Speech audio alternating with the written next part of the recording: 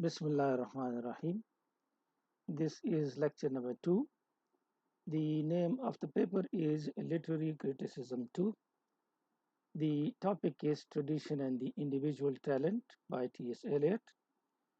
And in the previous lecture, lecture number 1, we discussed part 1 of this essay. And in this lecture, we'll discuss part 2 and part 3 of this essay. In this part, that is in part number 2, it is mainly the discussion of the impersonal theory of poetry, and the third part is a kind of conclusion.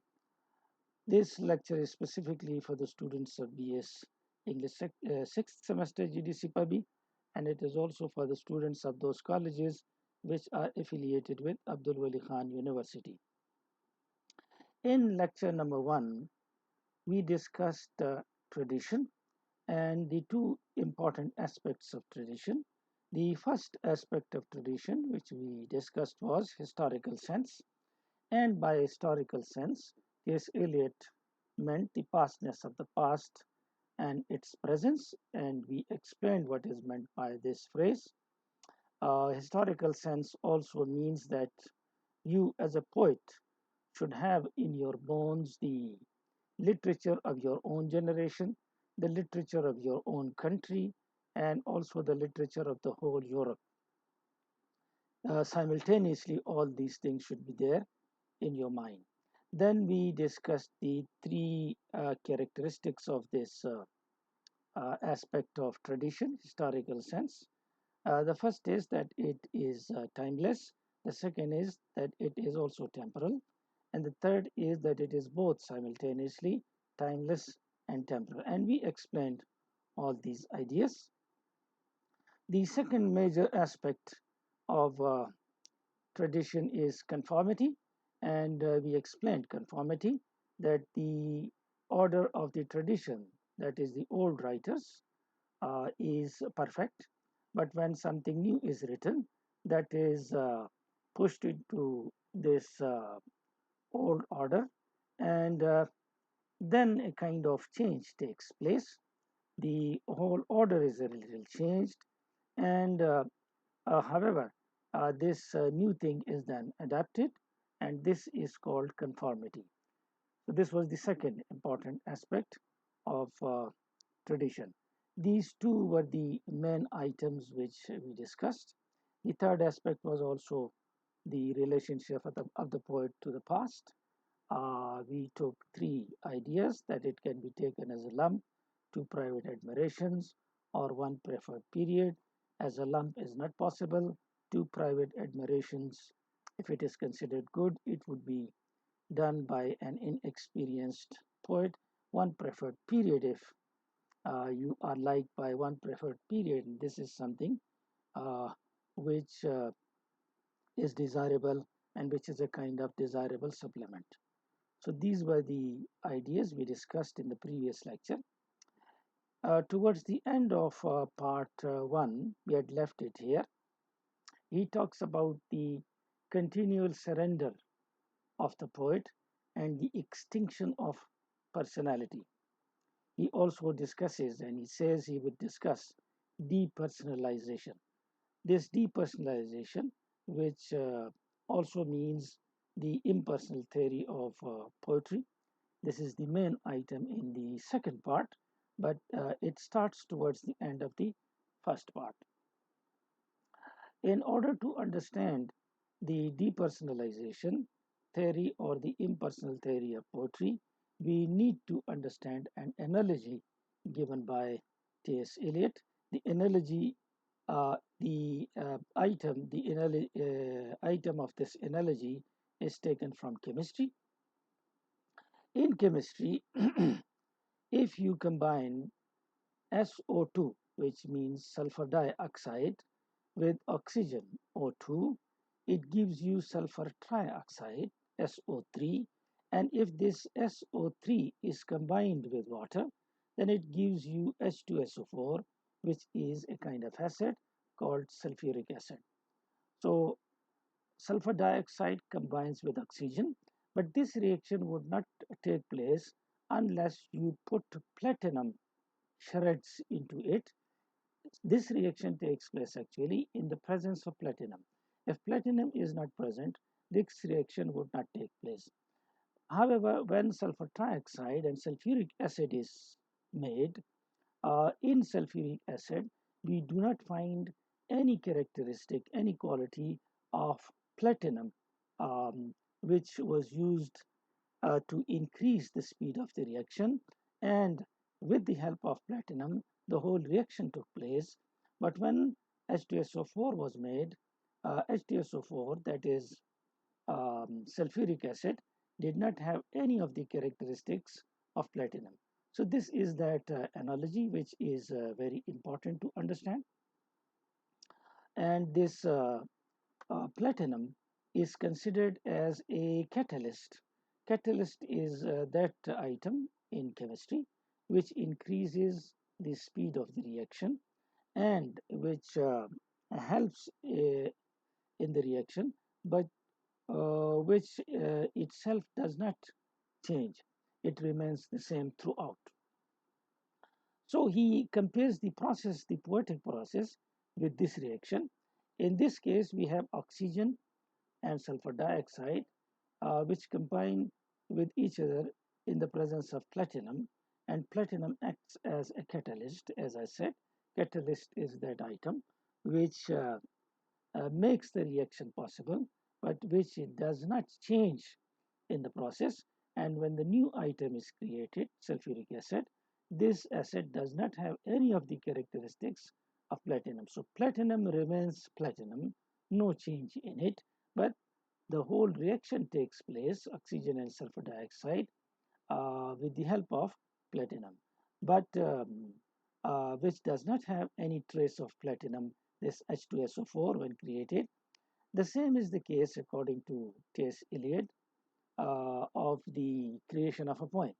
He says, instead of oxygen, you have emotions. Instead of platinum, you have a poet. And instead of sulfur dioxide, you have feelings. And the emotions and feelings, they are transformed into artistic creation by the poet, but the poet is like platinum. When the poem is created, the poem doesn't have the poet in it. No characteristics of the poet are transferred. So the poet is only a catalyst, or he's only a medium, he's only a receptacle or a pot, and the poem does not have any of the characteristics of the poet. So you can see now this analogy is very important to understand. The analogy of oxygen combining with sulfur dioxide in the presence of platinum, and this platinum, which is a catalyst, um, performs this reaction, but itself it doesn't change. Neither does the product have any of the characteristics of platinum. So, in order to understand the theory of impersonalization, this reaction, chemical reaction and its analogy must be understood. ये उर्दू में सुन लें, एक important बात है. अ, हमने यहाँ तक पढ़ा था. ये सेकंड पार्ट का आखिरी हिस्सा है, और इसमें डीपर्सनलाइजेशन का, ये भी आपको वो समझा देता हूँ लेकिन ये ज़रूरी है. डीपर्सनलाइजेशन या इम्पर्सनल थ्योरी ऑफ पोइट्री का जिक्र करता है, जिसका मतलब तो ये है कि पोइट्री में पोइट जो पोइट्री लिखता है उसमें उसकी शख्सियत मौजूद नहीं होनी चाहिए, बल्कि उसकी पोइट्री डीपर्सनलाइज होनी चाहिए. डिफ़िकल्ट कॉन्सेप्ट है समझने में, लेकिन मुमकिन है इसको समझना. तो ये हमें एक एनालॉजी देता है केमिस्ट्री से, और एनालॉजी इस बात की है कि उसने एक रिएक्शन का जिक्र किया है, और वो रिएक्शन है सल्फर डाइऑक्साइड का ऑक्सीजन के साथ. ये रिएक्शन जब होता है तो इसके नतीजे में सल्फर ट्राइऑक्साइड बनता है, और सल्फर ट्राइऑक्साइड SO3 یہ پانی کے ساتھ ملتا ہے H2O کے ساتھ اور یہ H2SO4 یعنی سلفیورک ایسڈ بناتا ہے. تو یہ ریئیکشن جو عمل میں آتا ہے یہ پلیٹینم کی موجودگی میں آتا ہے، اور اگر پلیٹینم موجود نہ ہو تو یہ ریئیکشن نہیں ہوگا. سلفر ڈائی آکسائڈ اور آکسیجن کو کے ریئیکشن کو جو چیز ممکن بناتی ہے وہ پلیٹینم کی موجودگی ہے. پلیٹینم ایک دھات ہے جو ایک کیٹلسٹ، جس کو اردو میں عمل انگیز بھی کہتے ہیں، جو ریئیکشن کو ممکن بناتا ہے اور ریئیکشن کو تیز بھی کرتا ہے. تو آکسیجن اور سلفر ڈائی آکسائڈ پلیٹینم کی موجودگی میں H2SO4 بناتے ہیں. سلفر ڈائی آکسائڈ سے سلفر ٹرائی آکسائڈ بنتا ہے، یہ پانی کے ساتھ مل کے H2SO4 سلفیورک ایسڈ بناتا ہے. لیکن یہ سلفیورک ایسڈ جب بن جاتا ہے تو اس میں پلیٹینم کا کوئی شائبہ نہیں پایا جاتا، اس کی کوئی کریکٹرسٹک نہیں ہوتی. پلیٹینم اسی طرح پلیٹینم ہی رہتا ہے. یہ صرف اس ریئیکشن کو ممکن بناتا ہے، اس ریئیکشن کو تیز کرتا ہے، اور جو چیز اس سے بن جاتی ہے اس میں اس کا وجود بالکل نہیں ہوتا. تو یہ ایک مثال ہمیں دیتا ہے، انالوجی دیتا ہے کہ آکسیجن کی جگہ پہ آپ ایموشنز رکھ لیں، سلفر ڈائی آکسائڈ کی جگہ پہ آپ فیلنگز رکھ لیں، اور پلیٹینم کی جگہ پہ آپ فالٹ رکھ لیں. تو جس طرح آکسیجن اور سلفر ڈائی آکسائڈ کو ملانے والا پلیٹینم تھا، اس طرح ایموشنز اور فیلنگز کو ملانے والا پوائٹ ہے.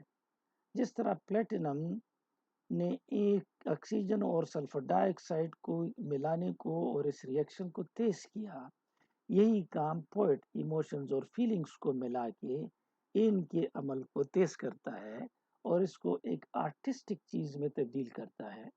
جس طرح پلیٹینم کا کوئی شائبہ H2SO4 میں نہیں تھا، اسی طرح جو پوئم بنتا ہے ایموشنز اور فیلنگ سے، اس میں بھی پوئٹ کا کوئی دخل، یعنی پوئٹ بذات خود ایز اے پرسنالٹی موجود نہیں ہوتا. اسی وجہ سے اس کو ڈی پرسنلائزیشن یا theory of impersonal theory of poetry کا نام بھی دیا جاتا ہے. تو بیسکلی یہ جو سیکنڈ پارٹ ہے اس میں یہ انالوجی سب سے زیادہ امپورٹنٹ ہے، اور اسی کے ذریعے وہ ایکسپلین کرتا ہے کہ کس طریقے سے ایک شاعر اپنی نظم سے دور رہتا ہے اور اپنی فیلنگز اس میں شو نہیں کرتا. He starts with the fact that the poet actually, whenever he writes something, he continually surrenders himself, and he loses himself, loses his personality. He sacrifices his personality for the type of poetry which he wants to write, and he is actually not present. His emotions are not present in his poetry. So he says that the poet continually surrenders himself. Now, this idea can have two explanations. One explanation is that he, the writer, camouflages himself, and he hides himself in his poetry, and you cannot see him, though the emotions he expresses might be his own, but when they are expressed, the reader does not know that these are his emotions. So it's a kind of camouflage. The second explanation of continual surrender of himself may be conformity. We have already discussed conformity, which means that the writers are the old writers. The order of those writings is ideal. But when you write something and push it into that old order, the old order is disturbed. And after a little disturbance, it accommodates this new thing and changes the whole tradition a little, to some extent. And this is called conformity. That is, this new item conforms to the old. And as a result, when it conforms, it is lost in the old. This is referred to as surrender or extinction of personality. This is also called depersonalization, and this depersonalization is expressed with the help of this analogy which I recently explained, the um, reaction of oxygen and sulfur dioxide in the presence of platinum. So now we start right from the beginning. Uh, I explained now the analogy of poetic process with the help of this analogy taken from chemistry, the reaction between sulfur dioxide and oxygen, and then sulfur trioxide and water. In this first paragraph of the second part, T.S. Eliot tells us about the fact that criticism, the honest criticism, the correct criticism, that should not be directed towards the poet, but it should be directed towards the poetry of the poet. This type of criticism is referred to as new criticism, which started with this essay. Um, this is a very influential essay. The old criticism was the type of criticism in which biography, the life of the poet, was considered very important. But he tells us that we should direct our energy upon the poetry of the poet and not the poet himself. So he is excluding the study of biography for the purpose of explaining the poem. This type of criticism, in which biography is not taken into account, is referred to as new criticism. So, new criticism started with this essay. He then tells us about the fact that if you have a look at the newspapers and try to find out a poet or a good poet, then if you depend on the newspaper critics for finding out the poets, then you will find a lot of poets, but they will actually not be great poets. If you try to find out a poem for the sake of enjoyment, then he tells you that you will seldom find such a poem. So this is how he explains the new criticism, the honest criticism. But then coming to this topic of the impersonal theory, this area is important. The first important thing in the impersonal theory of poetry is the analogy, which I explained. And the other thing which is important is this area, the relation of the poem to the other poems. Now you know that by the other poems, T.S. Eliot means tradition, and by tradition he means all the poems, all the writings of the old times, the relationship of your poem or this poem, the poem you are writing, with the other poems is the relationship of the present with the past. And you know that the other poems or tradition is taken as something like a living whole by T.S. Eliot. He thinks that the old poems, the old writings, is like a living whole, and your poem is written in relation to those old poems. So the relationship of your poem to the old poems are immortal, but they do not have any personality. Therefore, something which you write is absorbed into it, and this is the kind of extinction of personality and surrender of personality too. So, by extinction and surrender, he means this. This is one of the facts, which is one of the aspect of impersonal theory of poetry, um, because the other poems are nothing else but the tradition, as he considers it, and it is considered as a living whole. When the poem conforms to this living whole, it is considered okay by Eliot, the living whole is not something personal but impersonal. So you can see that it has a relationship with the impersonal theory of poetry. So this is one aspect of the impersonal theory of poetry. There is another aspect of this too, and that is the relationship of the poet, the author, with the poem.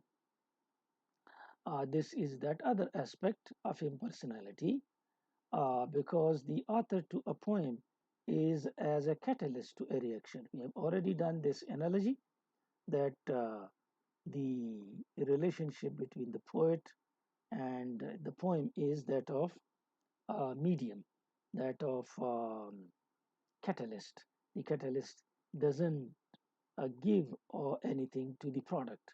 None of the characteristics of the catalyst is present in the product.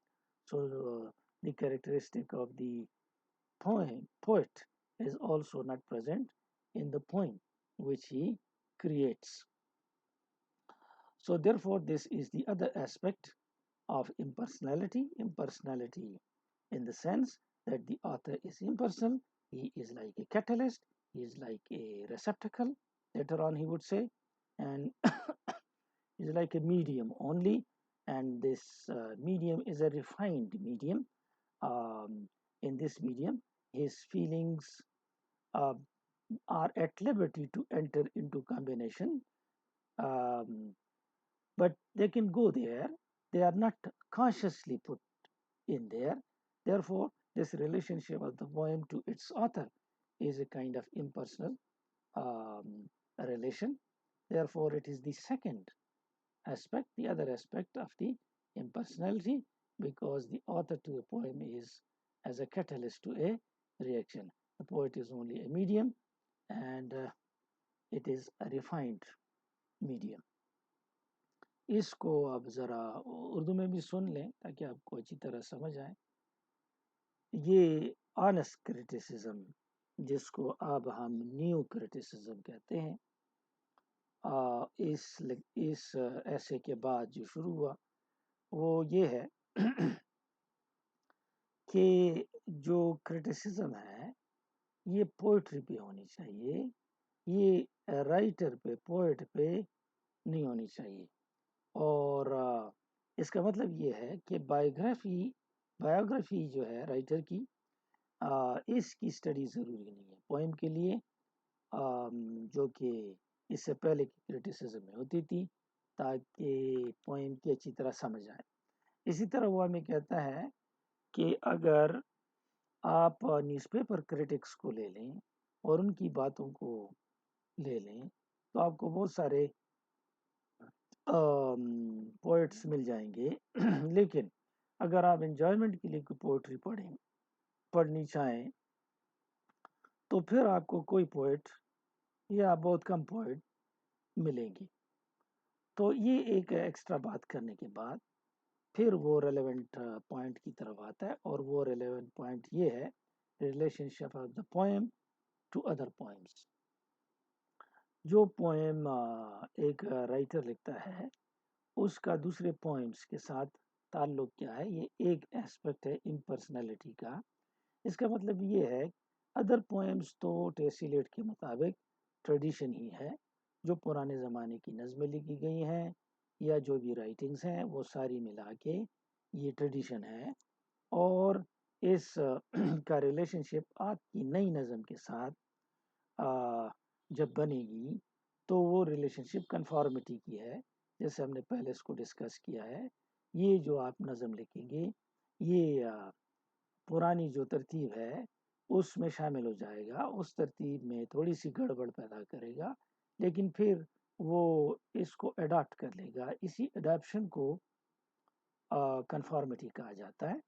और ये जो ताल्लुक है आपके नज़म का उन नज़मों के साथ, उन नज़मों को वो एक लिविंग होल लेता है, लेकिन ये लिविंग होल को पर्सनैलिटी नहीं रखता, ये इम्पर्सनल है, ये इमॉर्टल है.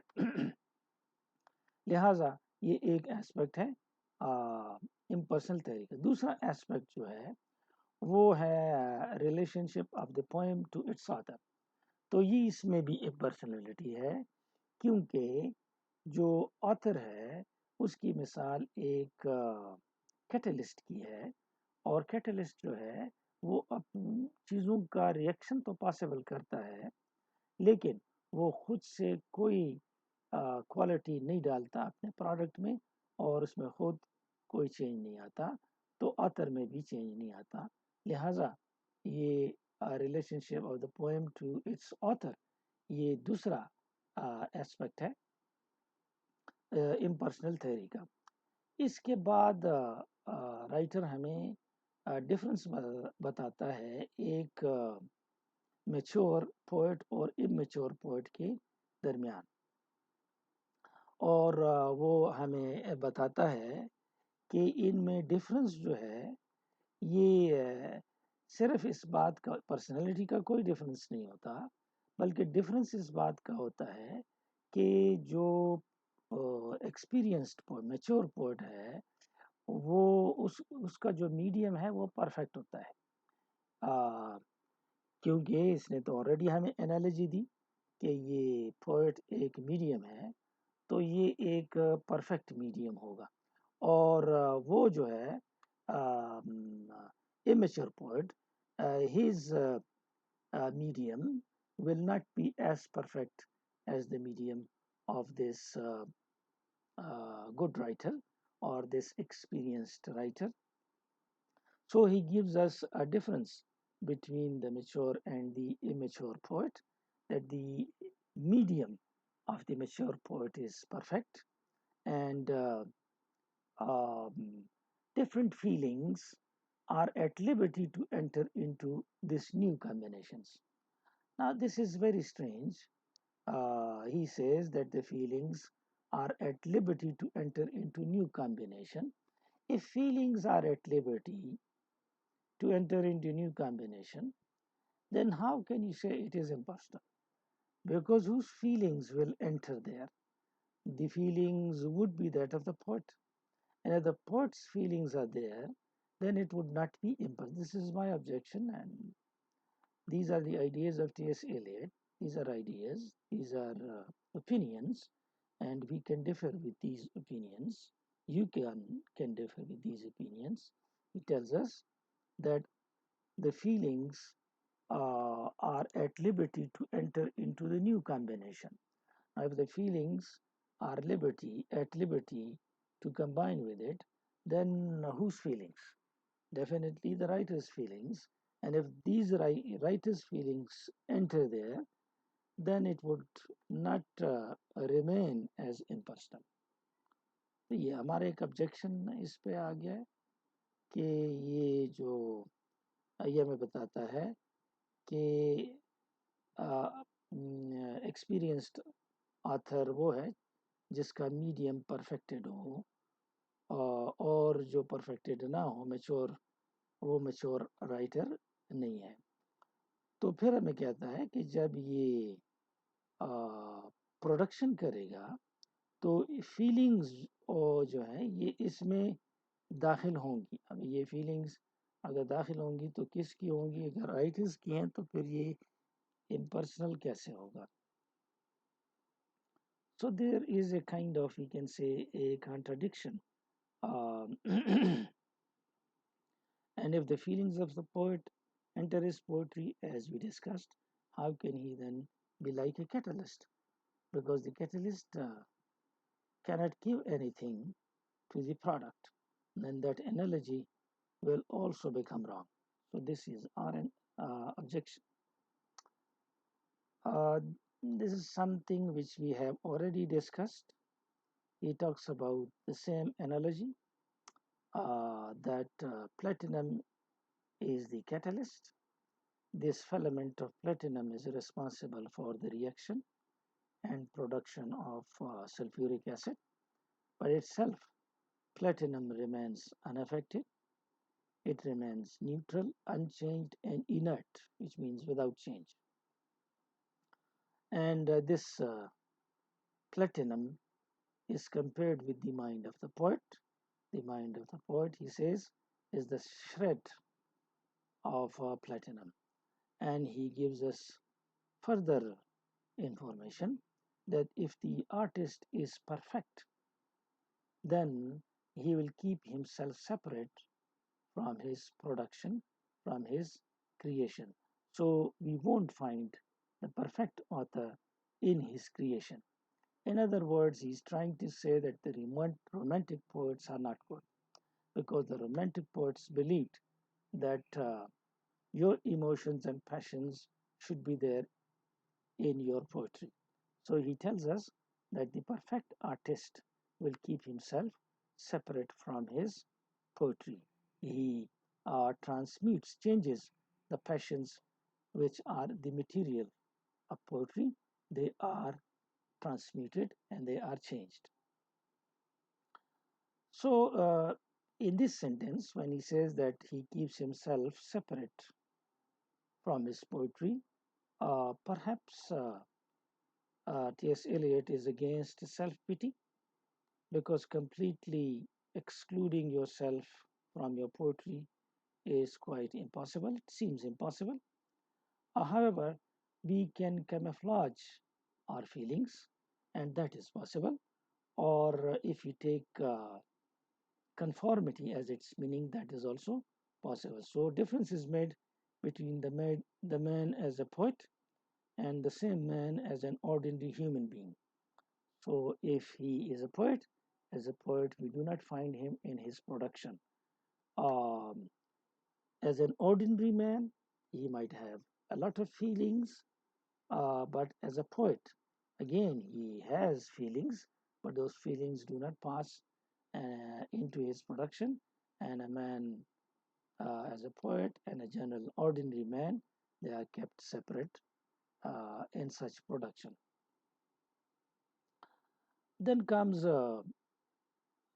this portion which I have already explained.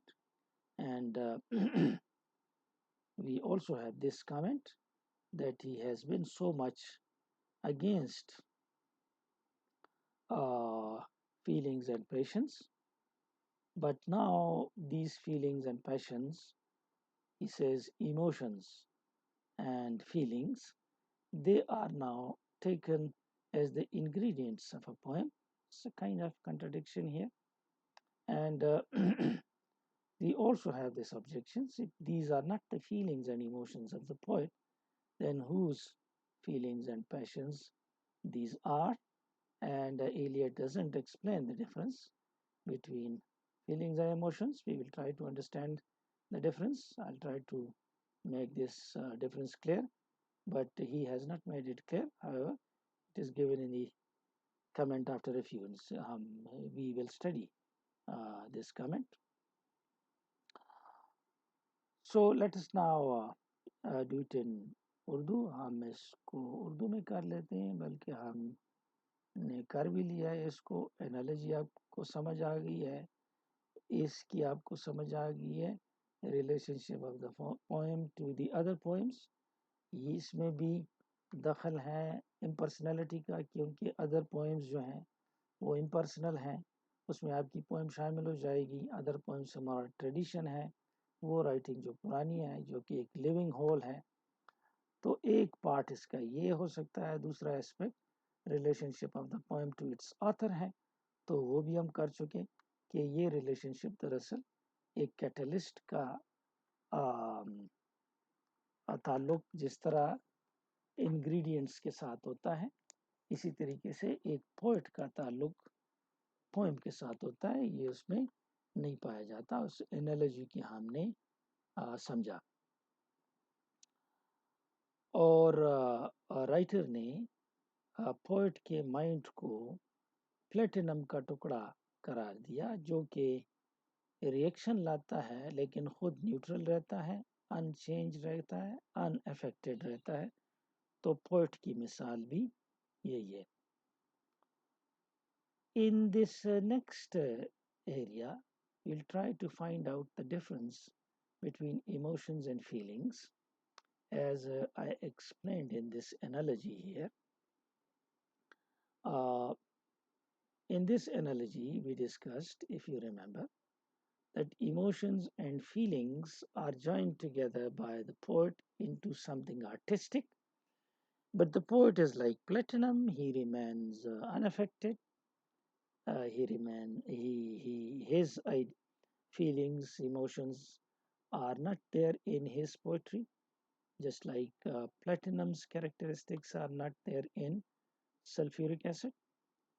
But T.S. Eliot doesn't give any difference, doesn't differentiate um, emotions and feelings and what is meant by emotions and feelings. So let us talk about the emotions and feelings a little, and then we will do two examples. Emotions is easy to understand.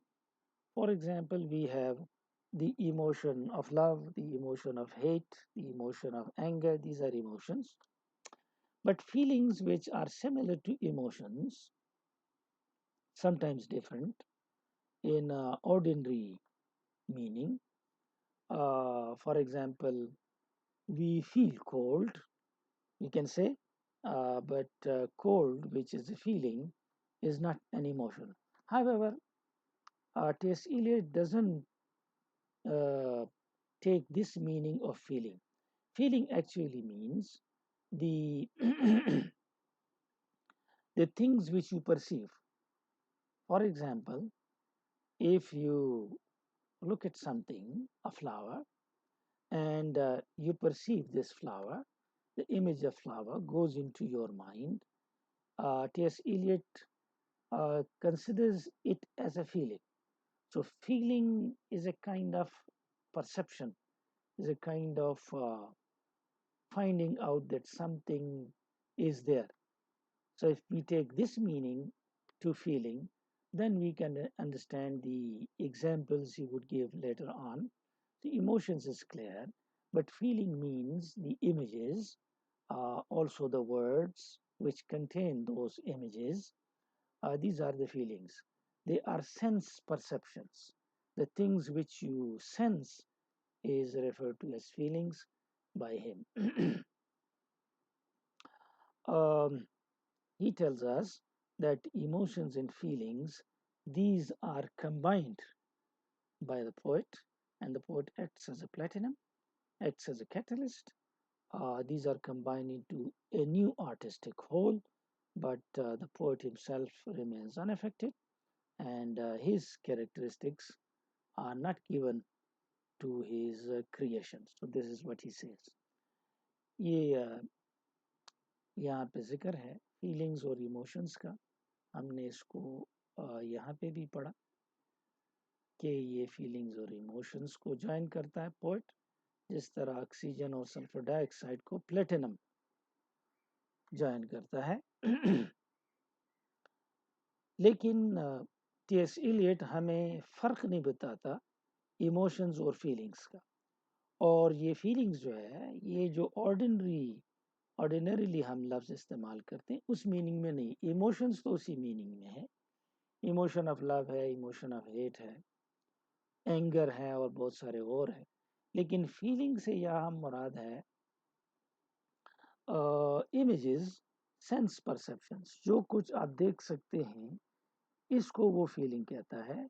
तो अगर आप फूल देखते हैं तो ये एक feeling है. ये इमेज भी हो सकता है, ये एक वर्ड हो सकता है जिसमें इमेज पाया जाता है.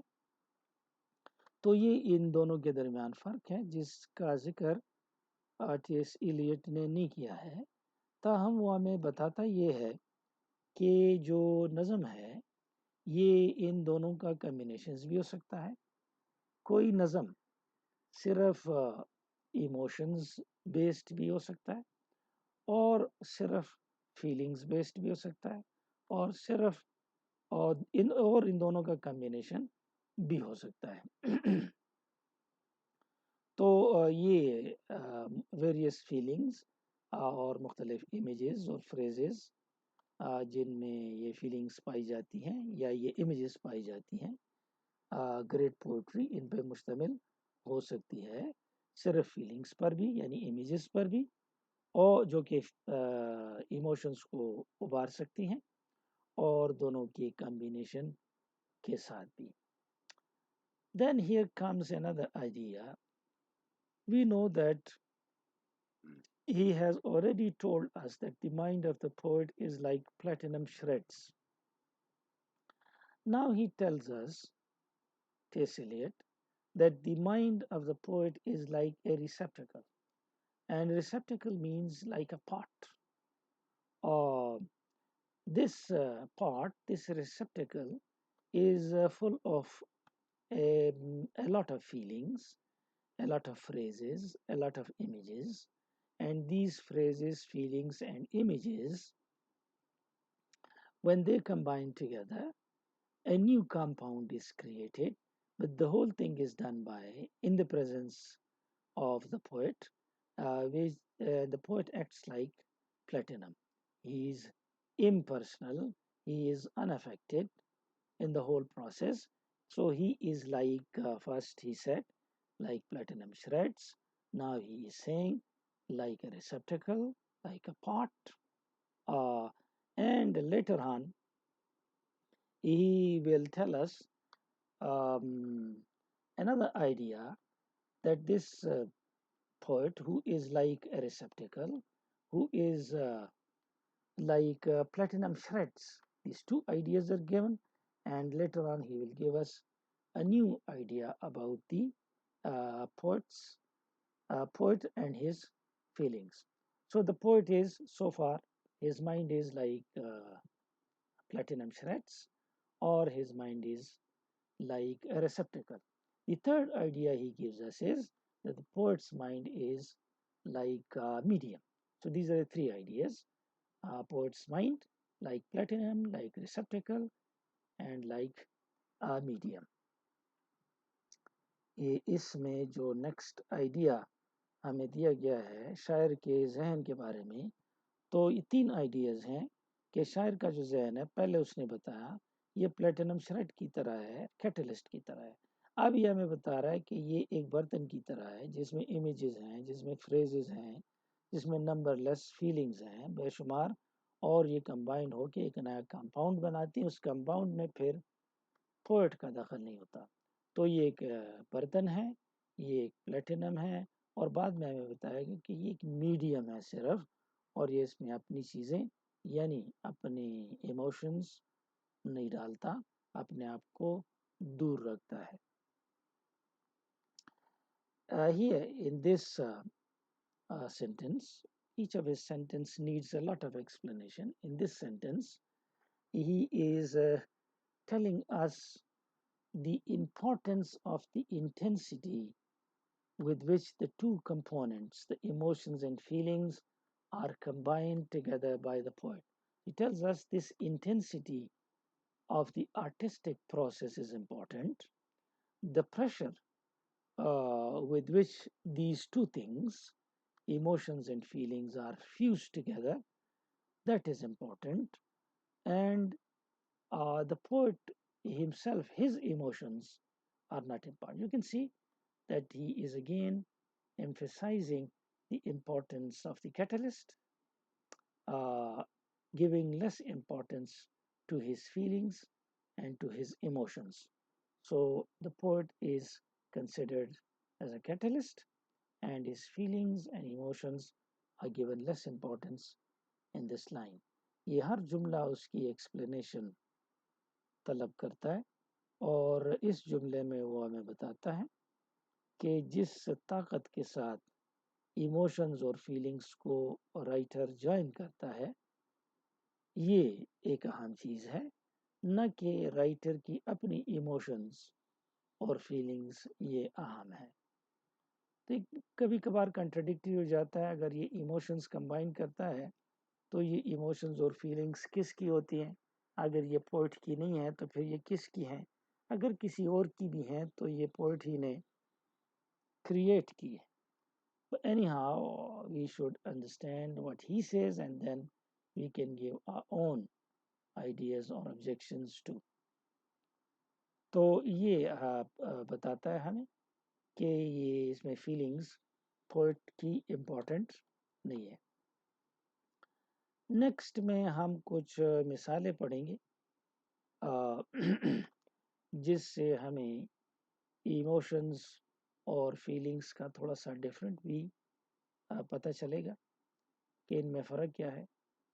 اب اس میں ایک جو ایلوژن ہے وہ ہے دا ڈیوائن کامیڈی کی طرف. آپ نے نام سنا ہوگا. یہ ڈانٹے اٹیلین پوئٹ نے لکھا ہے اور دا ڈیوائن کامیڈی. اور دا ڈیوائن کامیڈی میں ہیل کے مختلف سرکل وہ ڈسکرائب کرتا ہے. یہ ایک سرکل ہیل کا وہ ہے جس میں لسٹ فل لوگ یہ کنڈیم کیے جاتے ہیں, ان کو سزا دی جاتی ہے, اور سزا یہ ہوتی ہے کہ پاورفل طوفانی ہوائیں ان پہ چلیں گی اور ان کو خراب کریں گی. یہاں پہ رائٹر ملتا ہے فرانسسکا ڈی ریمینی سے. یہ ایک اٹیلین جوان لڑکی ہے جس کی شادی ایک رچ آدمی سے, لیکن کرپلڈ آدمی ہے, معذور ہے. گائیوانی اس کا نام ہے, گائیوانی میلاٹیسٹا اس کے ساتھ ہوتی ہے. لیکن اس عورت کو اس کا بھائی, اپنے ہسبینڈ کا بھائی پولو میلاٹیسٹا پسند ہے, اور یہ اس کے ساتھ ریلیشن شپ کریٹ کرتی ہے. جب گائیوانی کو پتہ چلتا ہے اور وہ پکڑے جاتے ہیں اس ایکٹ میں, تو وہ ان دونوں کو سٹیپ کرتا ہے, چاقو مارتا ہے, دونوں مر جاتے ہیں, اور یوں their souls are banished to hell. تو ایک ریفرنس اس کی طرف ہے کہ یہ انسیڈنٹ کو اس نے کہا ہے ایپیسوڈ آف پولو اینڈ فرانسسکا. دیکھ سکتے ہیں, you can see it is referred to as the episode of Paulo and Francesca. اور یہ ایک, you can see that it arouses an emotion. The emotion it arouses, there are many emotions according to the circumstances. This arouses the emotion of love, the emotion of lust also. But there is the major emotion of regret. یہ جو major emotion ہے وہ تو regret ہی کا ہے, لیکن ساتھ ساتھ لو کا ایموشن اور لسٹ کا ایموشن بھی یہ سچویشن اراؤز کرتا ہے. in which Dante describes the second circle of the hell where these people are condemned. So this is that illusion. One reference is another reference to Keats' ode. For example,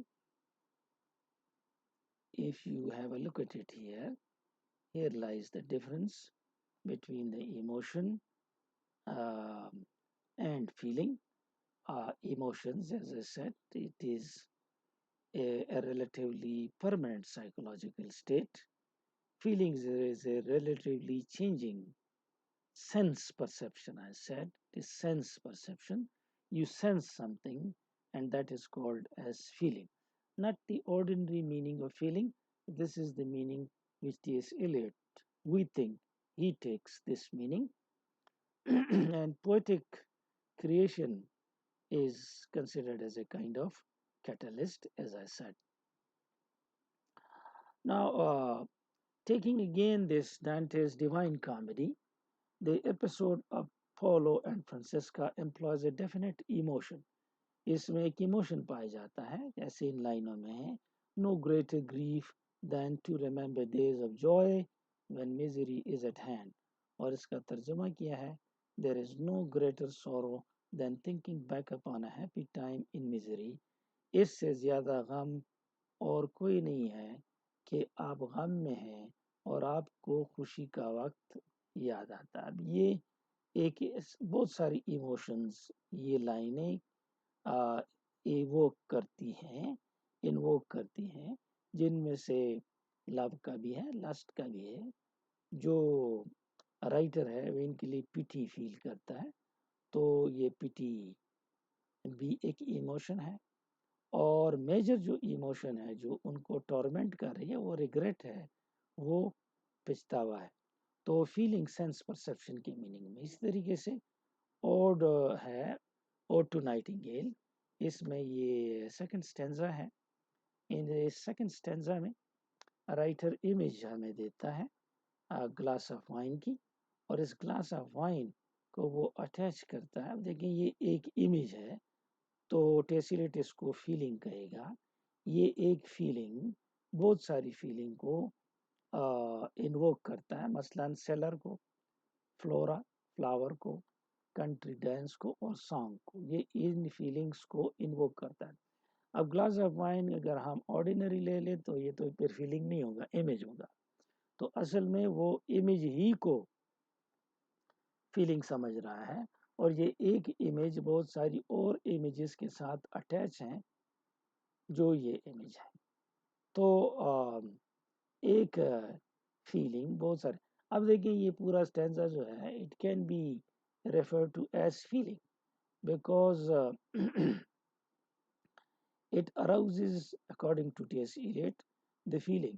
The feeling means the sense perception, the image of glass of wine, invoking other images, the cellar, flora, country dance, and song. So this is the difference which is given here. However, T.S. Eliot doesn't explain this difference between feeling and emotion. So this was that discussion of the feeling and emotion. ये मैं चाहता था कि आपको इसका difference पता चले। और रिसेप्टेकल की एग्जांपल हमने की, हमने प्लेटिनम की और साथ में हमने ए मीडियम की एग्जांपल की। ये मुख्तलिफ एग्जांपल्स और जगहों से भी इसने लिए हैं, ओथेलो से, एगामेमनॉन से और कीट से। ये जो लाइंस हैं ख़ास तौर पे ये द रिवेंजर्स ट्रेजेडी से इसने लिए हैं, और ये रेफर करता है इसको एल्यूजन कहते हैं। तो ये मुख्तलिफ एल्यूजन के साथ ये एक्सप्लेन करता है, ताहम इमोशंस और फीलिंग्स की डिफरेंस के बारे में उसने कोई बात नहीं की है। Then he tells us that this poetic creation is a kind of concentration. Uh, one of the errors people make is, according to T.S. Eliot, that they try to find a new human emotions to express. And when they search for novelty, they go to the wrong place and discover something which is perverse. So he says the business of the poet is not to find new emotions, but to use the ordinary ones and create something new. Sometimes he can talk about the emotions which he has never experienced. Wordsworth also has said this, that the emotions which have not been experienced by the poet, he can talk about those emotions also. And the next item is extremely important because here the whole idea of the romantic poets is destroyed. He says that this formula in which Wordsworth says that poetry is the emotion recollected in tranquility is an inexact formula. So the whole theory, the romantic theory, has been abolished by him with his new theory of impersonality. The theory of impersonality is contrasted with the theory where Wordsworth says that poetry is the spontaneous overflow of powerful feelings. Eliot tells us that it is not spontaneous, that it may not be um, emotions only because there are feelings also involved, and these are not only emotions, and they are not recollected uh, because there are a lot of things which are produced and created by the writer, but that is not a kind of recollection. So according to him, poetry is a kind of concentration. The ideas, the experiences are given to us in concentrated form. This concentration, according to T.S. Eliot, does not take place deliberately. There are many comments which I have given here. For example, this is actually an attack on Wordsworth's definition of poetry, and he said that it is emotions recollected in tranquility.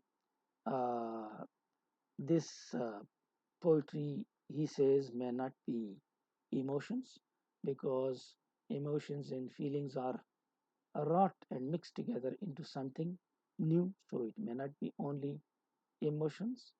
And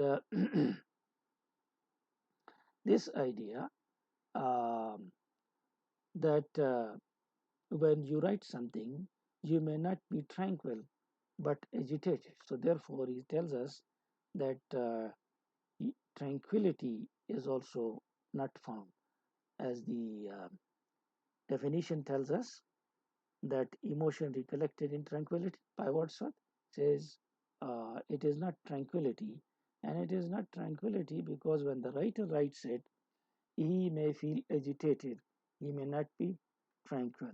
So it's a kind of concentration where a number of experiences are concentrated, and this concentration does not happen consciously. So if it does not happen consciously, if it is not spontaneous, as Wordsworth tells us, then they should be deliberate. And if they should be deliberate, then why is Eliot saying that they do not happen consciously? ये एक idea इधर बड़ा important है जिसमें इसने T.S.. Elliott ने तमाम जो रोमांटिक राइटर्स हैं लेड बाय वर्ड्सवर्थ, जिसमें वर्ड्सवर्थ ने डिफाइन किया poetry is the spontaneous overflow of powerful feelings, और साथ में कहा कि it is emotions recollected in tranquillity. इसने कहा यह फार्मूला गलत है, क्योंकि जो राइटर लिखता है वो सिर्फ इमोशंस नहीं भी हो सकता, क्योंकि सिर्फ फीलिंग्स भी हो सकती हैं, और ये दोनों कंबाइंड भी हो सकती हैं। तो फिर इसने कहा कि ये रिकलेक्शन नहीं है।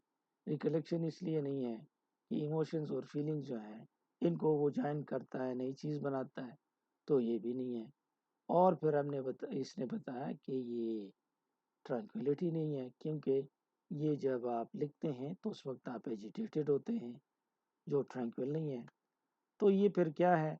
फिर ये एक किस्म की कंसंट्रेशन है, जिसको हर्बर्ट रीड ने कंडेंसेशन का लफ्ज़ दिया है, और इसमें आप कंसंट्रेट करते हैं बहुत सारी एक्सपीरियंसेस को, समंदर को कूजे में बंद करते हैं, और ये जो कंसंट्रेशन है, ये कंसंट्रेशन कॉन्शियस नहीं है।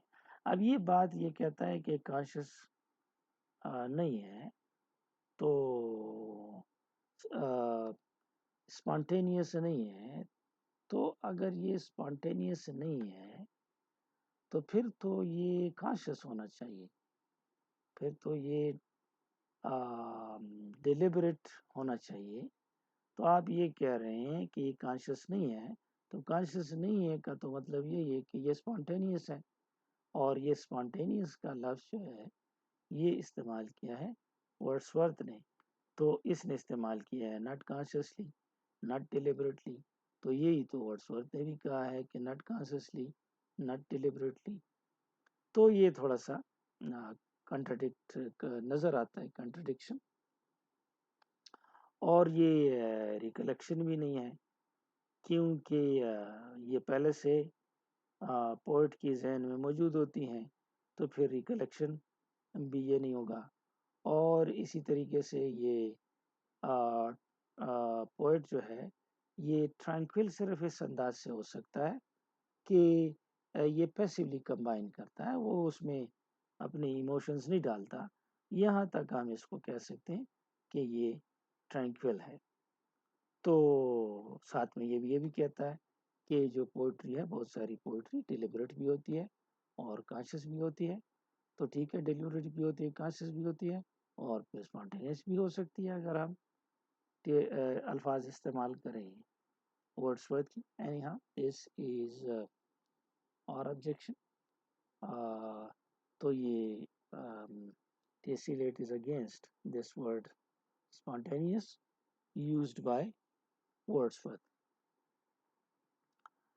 And then this very important sentence, that poetry is not turning loose of emotion. Poetry emotions को lose छोड़ना नहीं है, but an escape from emotion. Emotion से escape है. It is not the expression of personality, but an escape from personality.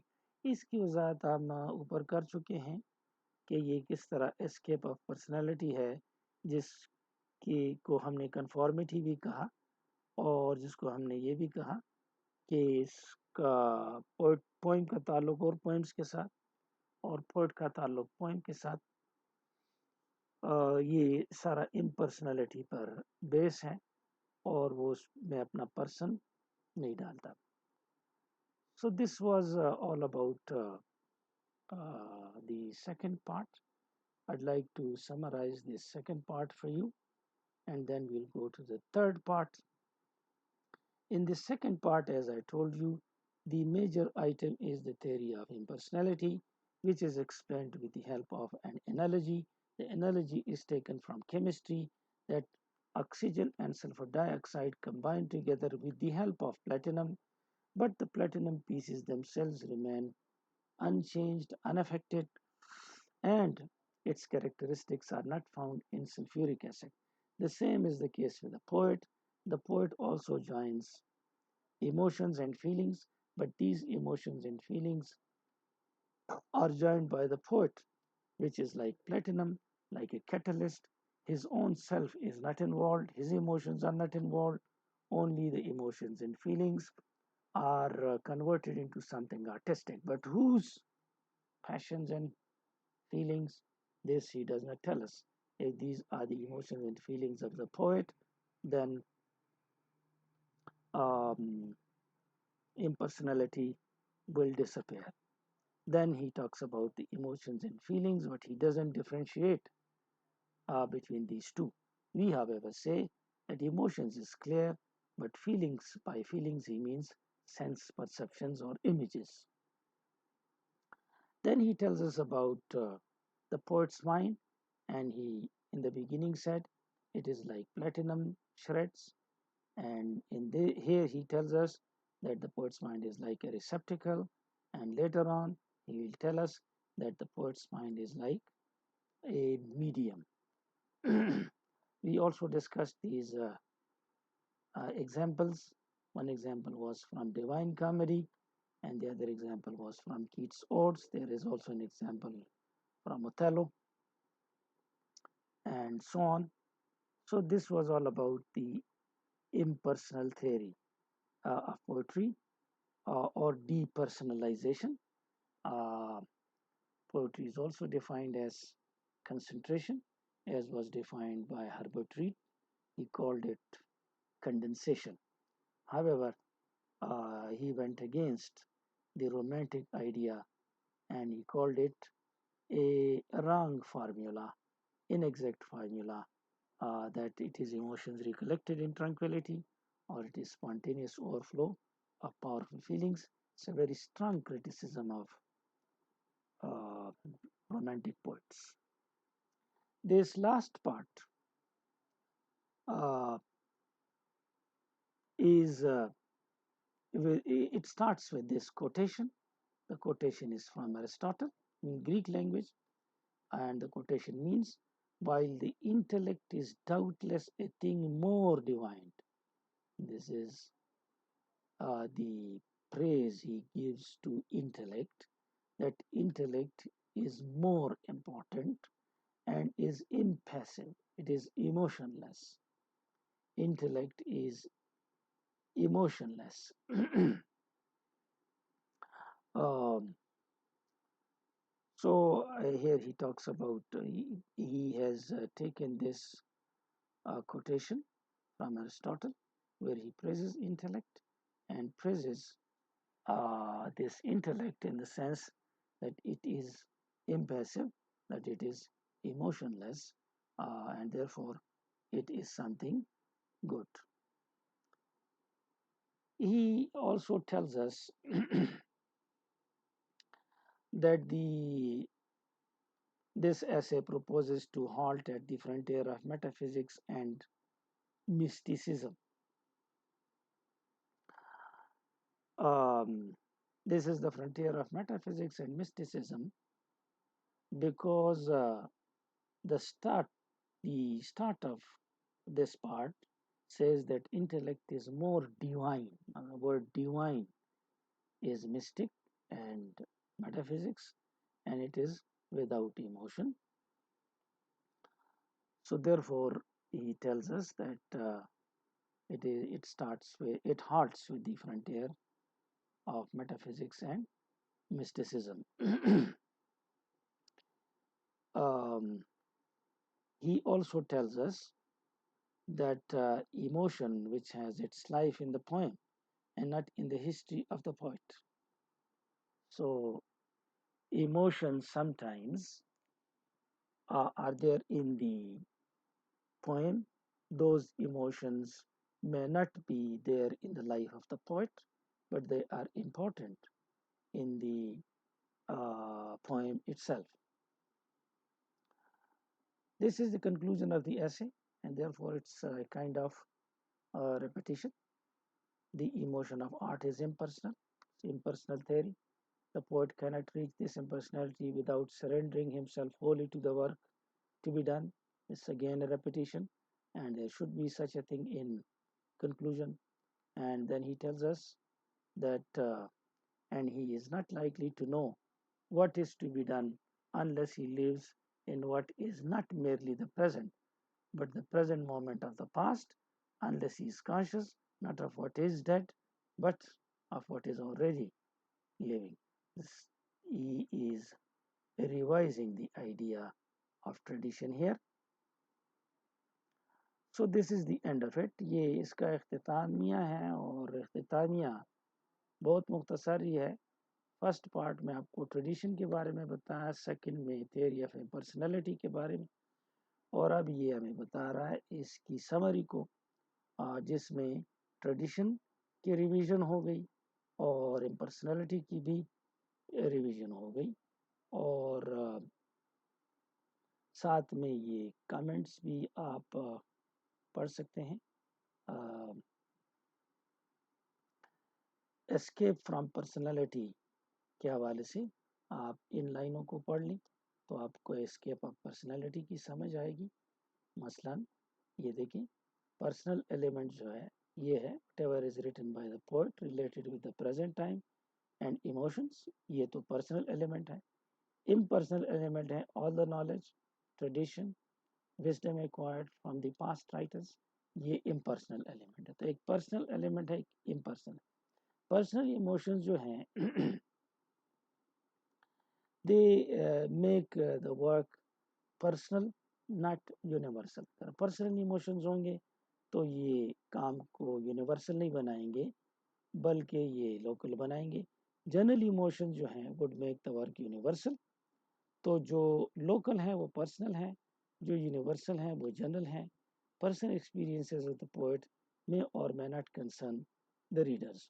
तो general जो emotions है वो कंसर्न होंगे. Poem should be more artistic than emotional work. Emotional नहीं बल्कि artistic होने चाहिए. तो ये आप देख सकते हैं कि रोमांटिक पोइट्स के ये बात खिलाफ जा रही है. और ये बाकी भी आप जितने कमेंट्स हैं ये पढ़ लें. साथ में देखिए ये एक रीस्टेटमेंट उसने दी है दोबारा कि the emotion of art is impersonal. और ये अगर आप देखें तो ये कंक्लूजन ऑफ द ऐसे है, तो इसलिए इसमें रेपिटेशन है. Emotion which has its life in the poem and not in the history of the poet. और इस तरीके से ये है divert interest from the poet to the poetry is a laudable aim. और ये बी रिवीजन है, न्यू क्रिटिसिज्म इसी को कहा जाता है. तो ये कोटेशन भी हमने एक्सप्लेन की. That's all. I hope you understood this essay. It's a very long discussion we did. Yeah. And I hope you will learn something from it. Thank you and good luck.